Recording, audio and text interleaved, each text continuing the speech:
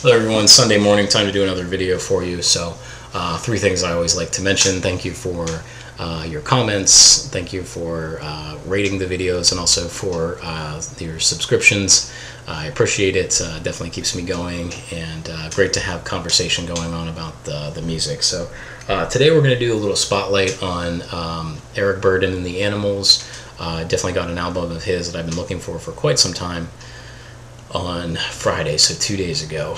But I have a lot of their stuff on, like, the singles. The earlier stuff to me, their LPs are kind of, the singles with filler. So I've never really kind of been adamant about getting the early LPs, as the psychedelic stuff is more sort of what I'm interested in, and definitely think it's a lot better. So I really don't have too much of their earlier stuff, but what I do have is the Animalism. So this is from 1966, sort of when the Animals were kind of sort of in shambles, if you will.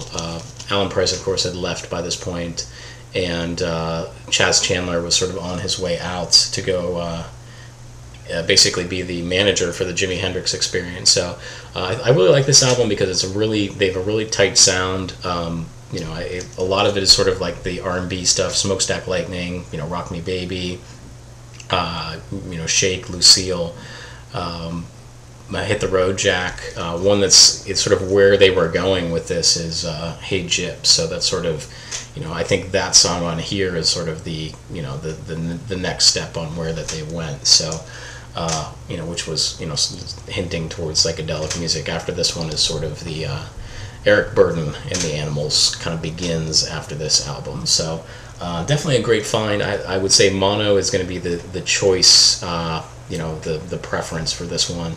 It sounds real punchy just right up front in the mix. I think stereo records, especially from this era, makes it sound a little more airier, like, that it seems like there's a more separation between it. But this particular album, I think, is definitely one that you would want to find on mono. So next I have The Best of the Animals. This was sort of my introduction to the Animals. Of course, House of the Rising Sun, I think everybody sort of knows that one. If there's one song you know by the Animals, it's probably that one.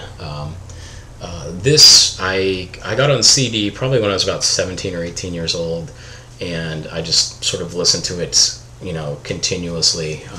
We Got to Get Out of This Place. I was sort of, how music sometimes you hear something at the right time. Now, We Gotta Get Out of This Place was sort of right before I went off to college, and I was sort of thinking about, I gotta get out of here, basically. I gotta get on with my life.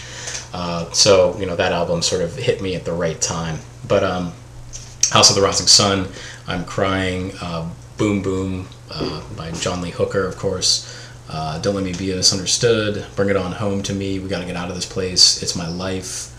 The CD is a little bit different. I think there's 2 songs on here that aren't on the CD, and then there's 2 songs on the CD which aren't on here. So it's kind of, in total, if you have this and the CD, there's about 4 extra songs that that there's no really overlap with. So definitely a great one. You can usually find this pretty cheap. It's a very, very popular album. I would say a lot of people bought this album, so it's usually pretty easy to find this one. So definitely a great one. I would say probably for maybe a couple of bucks you can easily find this. So moving on, so pretty much by 1966-67, of course, Eric Burdon, experienced by the Monterey Pop Festival and things like that, sort of became this psychedelic visionary.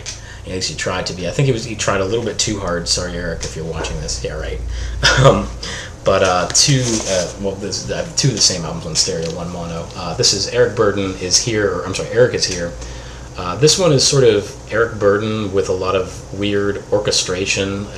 It's not really a band album. You can definitely see everything's in transition.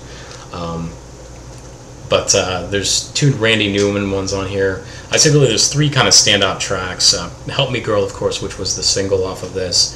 Mama Told Me Not to Come, and I Think It's Gonna Rain Today, the last 2, both Randy Newman songs. It's a good album. It's a little, I wouldn't say I listen to it as much as some of the other albums, just because of the orchestra and things like that. But if you like that kind of music, sort of the the Lee Hazelwood kind of thing. This is definitely one for you. So mono, and of course sounds great in stereo. Now the next one, which was Winds of Change. Now the funny thing is I had this one for like the longest time, and just probably about 3 weeks ago or so, something like that, I found this one, and I was like, when I got it, I was like, you know what, I'm pretty sure my record isn't a gatefold. Well, I looked closer, and on the label, this is actually like a European pressing of it, so, which is pretty cool. I actually was listening to this one way more than I was with the other one. So, but there's some great tracks on here. Winds of Change, of course, is sort of Eric Burdon kind of saying, hey, this is where we're going. This is what music is about. Painted Black, Poem by the Sea, and just some of this is kind of very weird. It's a very dark album, a very dark psychedelic album. San Franciscan Nights and Good Times, Anything, and it closes out with It's All Meat, which just pretty much says, hey, it's all meat on the same bone. We're all here. We're all in this together. But it name drops. Oh my God, everybody, just Eric Clapton, Ray Charles, Miles Davis. Just kind of rambly, thing with Eric, but it's definitely a great album, one of my favorites. Usually it's paired with this particular album, which was the one that I found. I'll show you the back because that's actually the one. The front doesn't really say what it is, but the back does, so we'll hold that up to the camera there. The Twain Shall Meet, of course, I found this has been on my holy grail list for quite a long time. Not really a too popular record, so it makes it a little rare.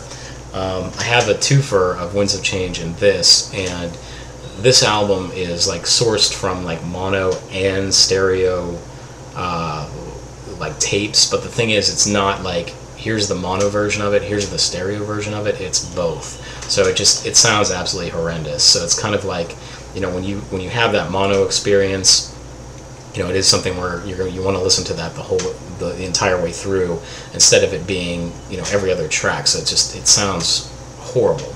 So I definitely was excited to find this. There's two more that I'm missing. Love Is and oh man, Every One of Us, I want to say. What is the name of that album? I can't remember.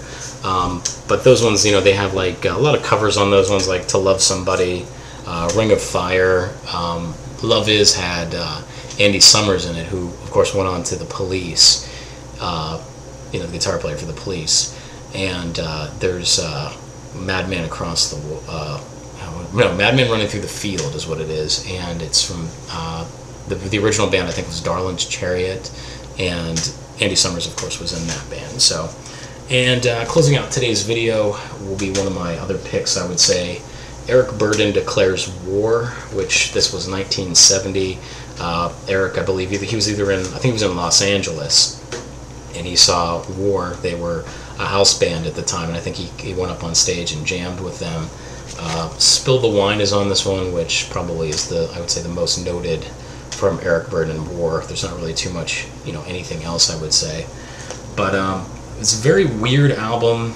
There's great songs on it. I mean, don't get me wrong, like Tobacco Road, Roll on Kirk, which is sort of his, of course, dedication. His dedication to Roll on Kirk, basically saying, hey, this is, again, another little thing. We're all in this together.